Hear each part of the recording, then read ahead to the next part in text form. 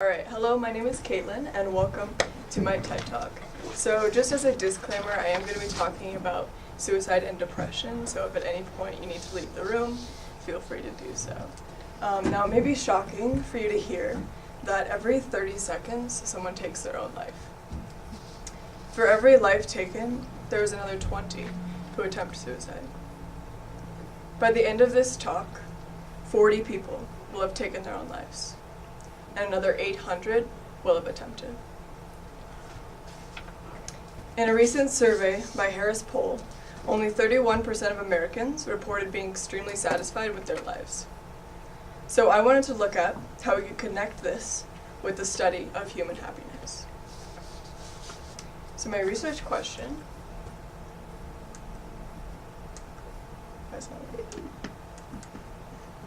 there we go.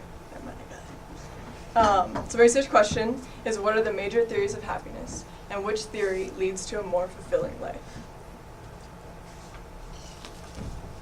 So there are two types of happiness, hedonic and eudaimonic, which essentially draws the line between subjective pleasure and purpose and meaning in life. So hedonic theory is a more external view of happiness and was derived from the Greek philosopher Aristippus. So it is essentially the belief that fulfillment comes from an increase in pleasure and a decrease in pain. So examples of this would be spending money on a fancy car, going on a nice vacation, or eating whatever you want. Essentially, doing anything that you want without thinking about the repercussions. So hedonic happiness started to become more prevalent around the 1700s with the introduction of utilitarianism. And it was popularized by Jeremy Bentham, who was the founder of utilitarianism. So he said that an increase in pleasure and a decrease in pain would actually lead to the best outcome for the individual and for the society. So this is essentially when hedonic happiness became a commonality among the general population. So the second theory is eudaimonic theory, which was derived from Aristotle, who said that just because something may lead to pleasure does not mean that it should be done or that it will contribute to well-being. Instead, he thought that happiness was derived from self-realization and meaning.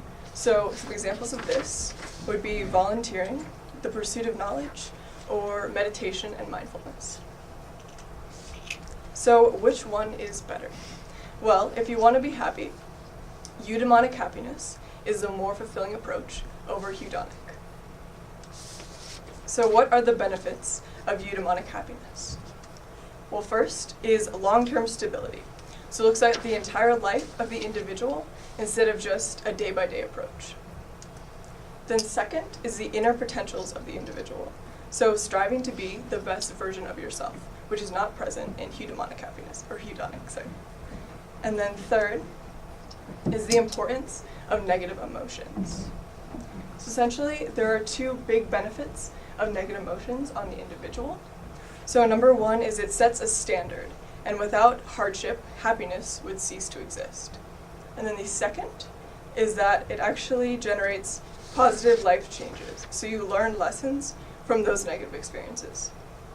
So the famous quote by Hamilton, that is, they say there is no light without darkness, which correlates to negative and positive emotions. So some of the critiques of hedonic happiness. The first one is the relationship to the environment. So you're always taking from the environment instead of giving or learning from it in hedonic happiness. The second is the disregard for self. So you're not able to learn lessons from your failures, and it's actually trying to decrease the amount of failures, so you won't be able to learn lessons as easily with hedonic. And then third, it is a constant search for more and more happiness that will actually never lead to more happiness.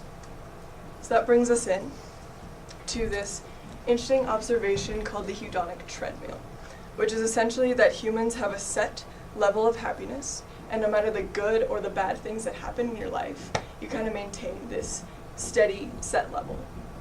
So why is this important? Well, the hedonic happiness is simply trying to increase the highs of those bumps and then decrease the lows. which doesn't really help since it's just going to return back to that set level, whereas eudaimonic happiness can actually raise that bar of the set level of happiness. So, pretty interesting. So the next idea is that the hedonic paradox, which is that we fail to attain pleasures if we are constantly seeking them. So if you ask yourself if you're happy, then you cease to be so. So there was this really interesting study done by Iris Moss, who took a sample of women in both high and low stress situations and scaled them based on how happy they were.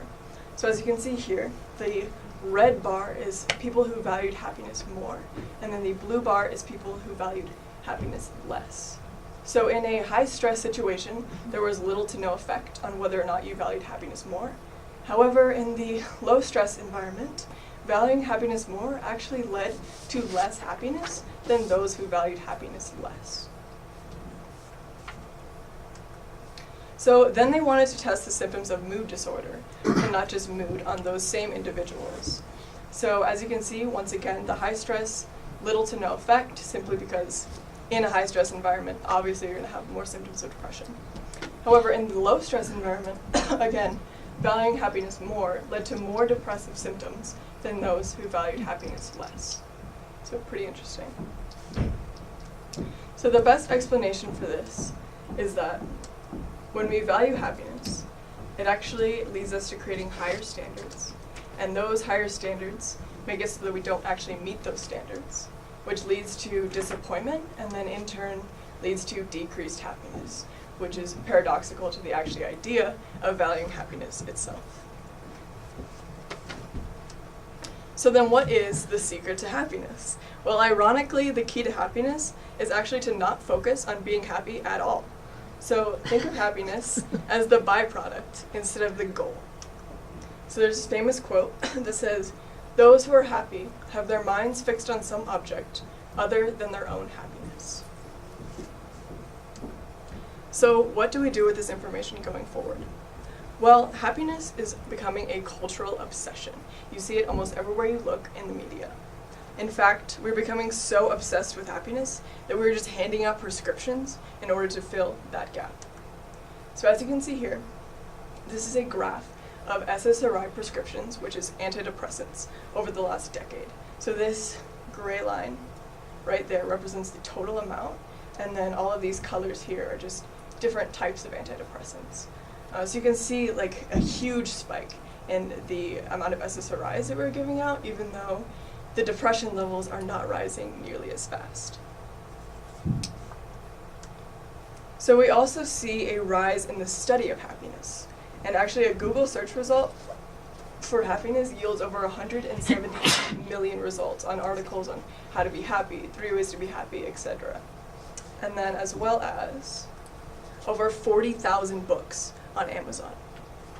So if we have all of these articles and sites claiming to have the secret to happiness, then why are depression levels still rising? Well, it is no surprise that larger companies don't always have the best outcome for the consumer in mind. That you might be shocked to hear that the self-help industry makes over $10 billion in the US alone.